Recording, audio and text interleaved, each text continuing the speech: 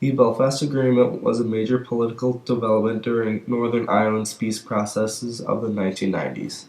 Although the Belfast Agreement is extremely important to Irish life, even today, the events leading up to it are just as important.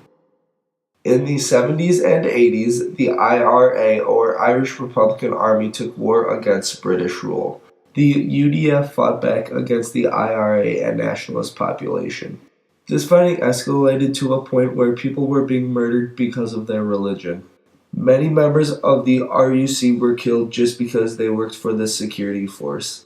These killings were mindless and committed by both sides.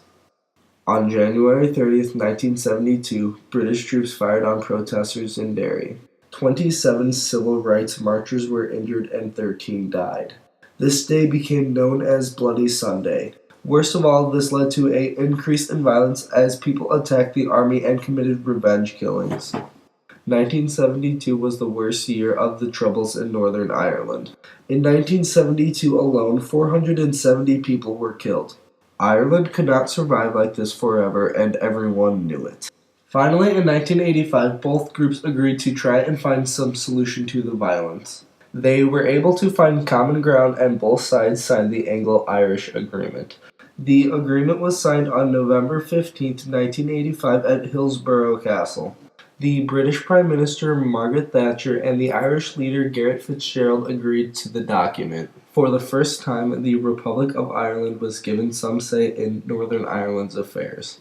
Later in 1993, the Irish leader and British Prime Minister agreed to the Downing Street Declaration. Soon after the Downing Street Declaration, the IRA ceased all violence.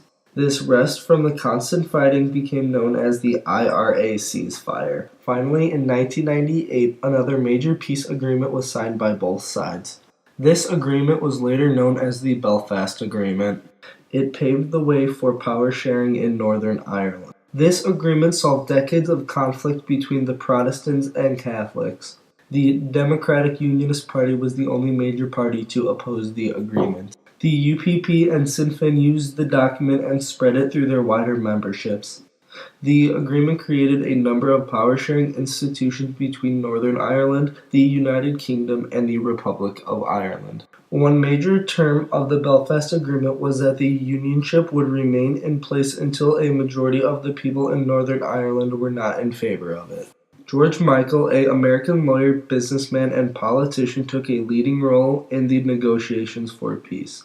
He stated, "No decision on changing the constitutional connection linking Northern Ireland with the United Kingdom will be made without support from a majority of Northern Ireland's voters." Overall, the Belfast Agreement and the events leading up to the Belfast Agreement are some of the most important events in Irish history.